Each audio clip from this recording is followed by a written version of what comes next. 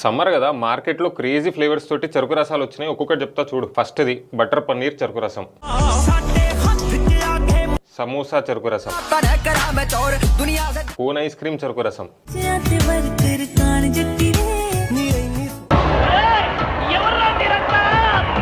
వీటన్నిటికంటే నీ favourite non veg చెరుకు రసం.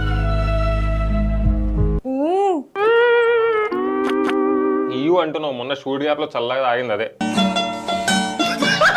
సరే నీకు కూల్ కూల్ గా నచ్చట్లేదు కదా, హాట్ హాట్ గా 2 వెరైటీలు ఉన్నాయి చూడు.